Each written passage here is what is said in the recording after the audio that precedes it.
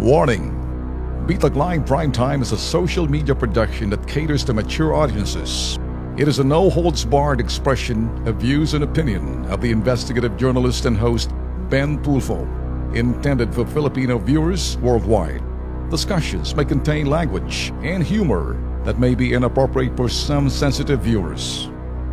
If you do not approve of the above, please do not watch our video. Should you wish to continue, we strongly advise that you proceed with caution. Viewers' maturity is advised. The good news, bumabaho yung krimen. 13%. 13% ang pagbaba ng krimen ngayong pagpasok ni Digong.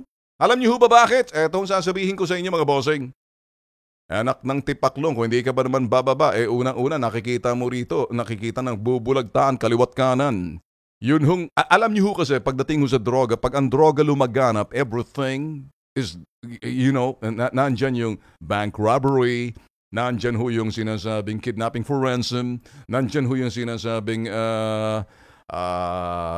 ito ho, kapareho nito, drugs, nandyan ho yung mga iba pang criminal elements nagsasama-sama. Alam niyo kasi, ang mga criminal, nag-ooperate ho sila on the basis of 1, 2, or per project basis. So, yun ho mga carnappers, yun ho mga bank robbers, yun hong iba sa kanilang mga soldiers, foot soldiers, nagiging foot soldiers na rin pagdating ho sa droga. So ngayon, ginagamit din ho sila eh. Ginagamit din sila sa security escort, pag hindi man mga hitman, connect na ho yan. Alam niyo ho ba, ito hong sinasabi ho ng intel na aking kaibigan ho sa the world of intelligence, Ben, pagdating dyan sa droga, pagdating dyan sa illegal gambling, pagdating dyan sa carnapping, pagdating dyan sa sinasabing kidnapping, iisa lang ang tema niyan. Iisa lang ang project dyan.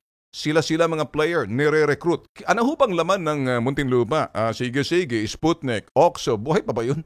Marka Demonyo, mga kung ano-anong ewan. So, sila ho eh. Alam nyo, pag sa droga ho kasi, you have all the money. You have the brains, yun hong utak, meron hong financier, meron hong handlers, and then meron ho silang mga sinasabing foot soldiers, and then may recruitment pa.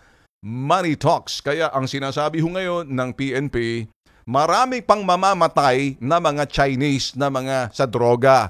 Kasi sila yung sinasabing may pera at lumalakas ang loob nitong mga other mga involved sa drugs because of the money. Now ngayon, so far as I'm concerned, wala pa ho tayong naririnig na mga Mexican Sinaloan drugs kasi naisip nila matitigok tayo rito. So yung matatapang talaga mga putok sa buhong, mga pendehong to, mga dilaw din ang itsura. Sino pa ba? Ang dilaw, hindi ho ba? Mga Chino galing Taiwan, mangangagaw ng isla, pagkatapos mainland, pagkatapos nangangagaw ng isla, sila pang nagtitinda ng droga. Kaya dapat pinagpapapatay na kayo mga putok sa buho kayo eh. Dapat binibitay kayo, double bitay eh. Alam niyo bakit galit na galit ho si General Bato, mga bossing? Yun ho kanyang marching order. Marami pang mamamatay sa inyo. Kapag kayo nahulog sa bitag ni Bato, marami pa ang mamamatay sa inyo. Kayong mga Chinong nagbebenta ng droga, kung sino-sino sa inyo, kaya yung iba, naging mautak. May mga facilitator sila, may mga connect sila, meron sila mga padrino para sila'y masalba. Kundi ba naman kayo mga pendeho, sabi ni General Bato, hindi, marami pang mamamatay sa inyo. Kaya habang you can run, and you can run. You can run and you can run. You can run, but you can hide. Hindi ba? So, which way to run? Or which way to go? Bahala na kayo kung saan.